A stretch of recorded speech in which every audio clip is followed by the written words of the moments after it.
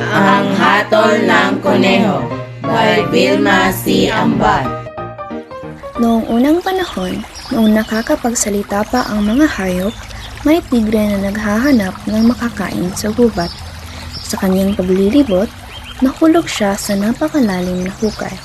Paulit-ulit na sinubukan ng tigre na makaalis, ngunit nabigo siya. Ah! Tulungan niyo ako! Tulungan niyo ako! Sumigaw siya para humingi ng tulong, ngunit walang nakarinig sa kanya. Kinabukasan, muling sumigaw ang tigre para humingi ng tulong hanggang sa namamaos ito. Akala niya ay mamamatay na siya. Bigla siyang nakarinig ng mga yabag. Natuwa siya at agad na tumayo. Tulong! Tulong! Tulungan niyo ako! Isang halimaw, isang tigre. Tao! Tao! Tulungan mo ako makaalis dito! Parang awa! Kung tutulungan mo ako makaalis dito, hindi kita malilimutan! Gusto sana kitang tulungan, pero natatakot ako sa maaaring mangyari. Paumanhin, kailangan kong ipagpatuloy ang aking paglalakbay. Teka! Sandali lang! Huwag mong isipin yun! Huwag kang mag-alala! Pangako hindi kita sasaktan! Ako ay humihingi ng paumanhin! Tulungan mo ako! Pag alis ko rito, babalikan ko ng may malaking pasasalamat. Tila nakakaawa ang boses ng tigre, kaya bumalik ang lalaki para tulungan ito. Nakahanap siya ng troso at dahan-dahang ibinaba sa hukay. Gumapang ang tigre sa troso hanggang makalabas ito sa hukay. Nakita ng tigre ang lalaking tumulong sa kanya. Naglaway ang tigre at nilibot ang lalaki. Teka, hindi ba nangako ka sa akin na hindi mo ako sasaktan? Ito ba ang iyong paraan ng pagpapasalamat? Wala na akong pakialam sa pangakong iyon dahil nagugutom na ako. Ilang araw akong hindi kumain.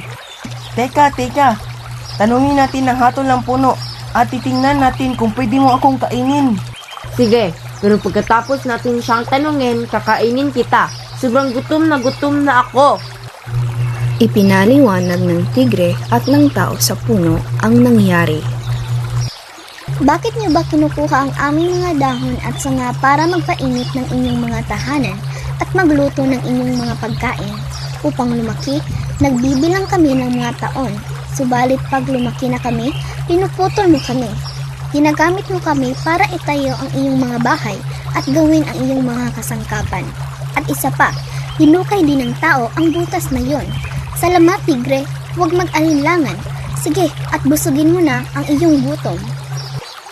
Ano ba ang masasabi ng tao sa punong ito? Sa sulyap, nakita ng lalaki ang isang baka na gumagala sa paligid at ito ay kanyang itinawag. Baka, sandali lang tigre. Tanungin natin ang bakang ito sa kanyang hatol. Pumayag ang tigre at ipinaliwanag nila sa baka ang nangyari. Aking palagay, walang duda kung ano ang kanila gawin.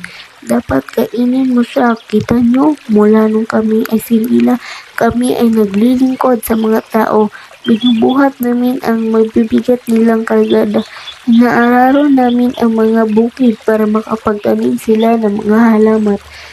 Ngunit ano ang ginawa nila kapag tayo ay tumanda? Pinapatay nila tayo at ginagawang pagkain. Ginagamit nila ang ating mga balat para sa mga bagay.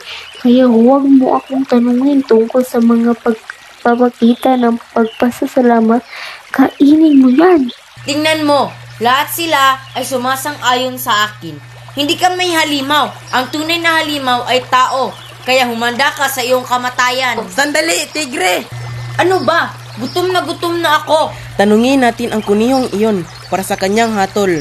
Alam ng lalaki na ito ang kanyang katapusan hanggang sa may dumating na kuneho na lumukso sa tabi nila.